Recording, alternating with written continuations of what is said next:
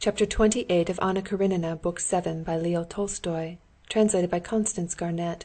This recording is in the public domain. It was bright and sunny. A fine rain had been falling all morning, and now it had not long cleared up. The iron roofs, the flags of the roads, the flints of the pavement, the wheels and leather, the brass and the tin plate of the carriages, all glistened brightly in the May sunshine. It was 3 o'clock, and the very liveliest time in the streets. As she sat in the corner of the comfortable carriage, that hardly swayed on its supple springs, while the greys trotted swiftly, in the midst of the unceasing rattle of wheels and the changing impressions in the pure air, Anna ran over the events of the last days, and she saw her position quite differently from how it had seemed at home. Now the thought of death seemed no longer so terrible and so clear to her, and death itself no longer seemed so inevitable. Now she blamed herself for the humiliation to which she had lowered herself. "I entreat him to forgive me. I have given in to him. I have owned myself at fault. What for? Can't I live without him?" And leaving unanswered the question how she was going to live without him, she fell to reading the signs on the shops. "Office and warehouse. Dental surgeon. Yes, I'll tell Dolly all about it. She doesn't like Vronsky. I shall be sick and ashamed, but I'll tell her. She loves me, and I'll follow her advice. I won't give in to him. I won't let him train me as he pleases. Filipov, bun shop. They say they send their dough to Petersburg. The Moscow water is so good for it. Ah, the springs at Matishchen, and the pancakes." And she remembered how, long, long ago, when she was a girl of 17, she had gone with her Aunt Troitsa. "Riding, too. Was that really me, with red hands? How much that seemed to me then splendid and out of reach has become worthless, while what I had then has gone out of my reach for ever. Could I ever have believed then that I could come to such humiliation? How conceited and self-satisfied he will be when he gets my note. But I will show him. How horrid that paint smells!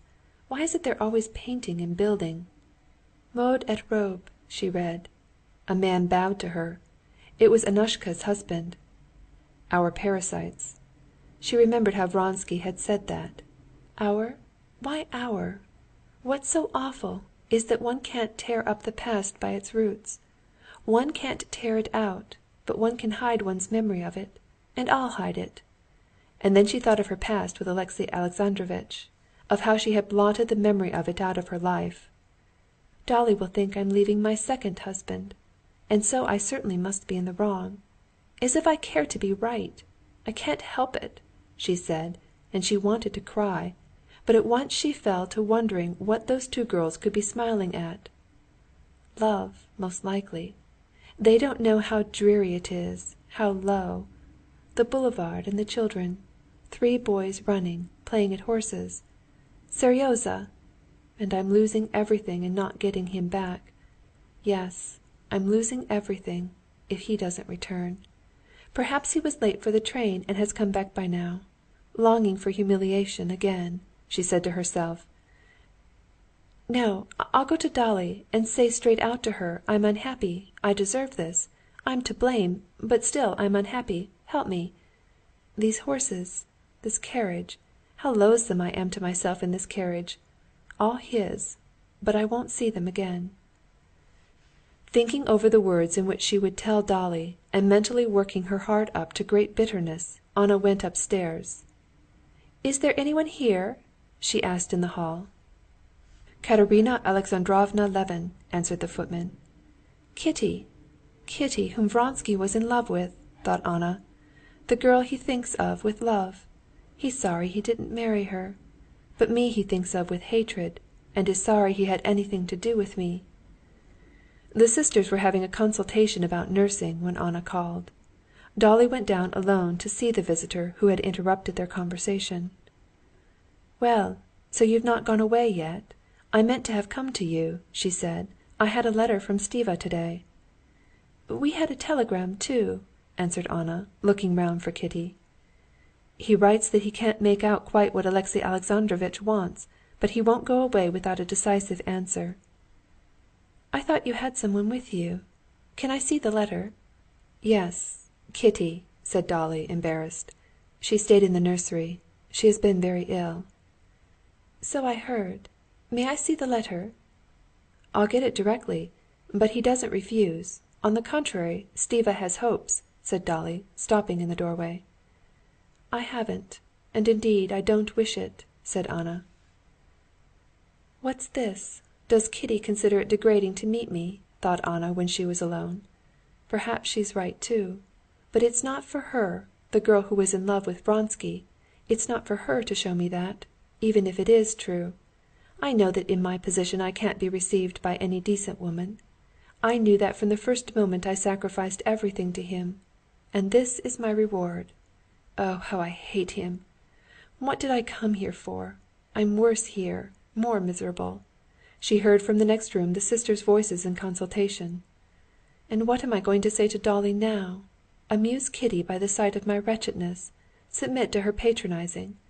No, and besides, Dolly wouldn't understand, and it would be no good my telling her.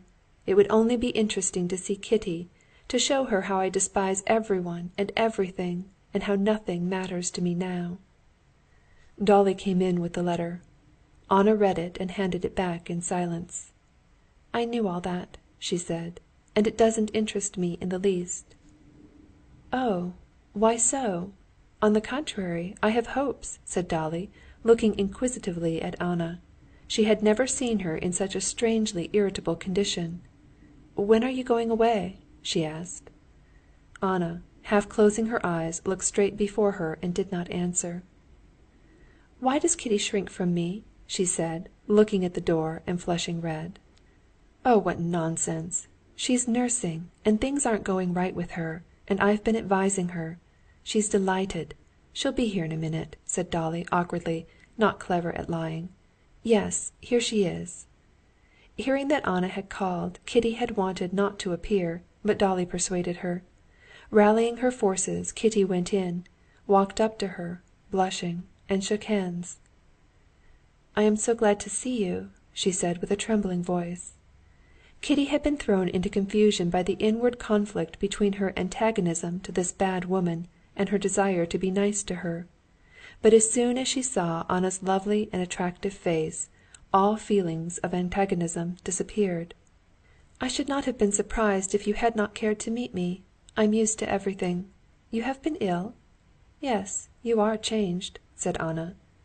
Kitty felt that Anna was looking at her with hostile eyes. She ascribed this hostility to the awkward position in which Anna, who had once patronized her, must feel with her now, and she felt sorry for her. They talked of Kitty's illness, of the baby, of Stiva, but it was obvious that nothing interested Anna. "I came to say good‐bye to you," she said, getting up. "Oh, when are you going?" But again not answering, Anna turned to Kitty. "Yes, I am very glad to have seen you," she said with a smile. "I have heard so much of you from everyone, even from your husband. He came to see me, and I liked him exceedingly," she said, unmistakably with malicious intent. "Where is he?"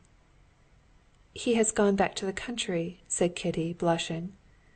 "Remember me to him, be sure you do." "I'll be sure to," Kitty said naïvely, looking compassionately into her eyes. "So good‐bye, Dolly," and kissing Dolly and shaking hands with Kitty, Anna went off hurriedly.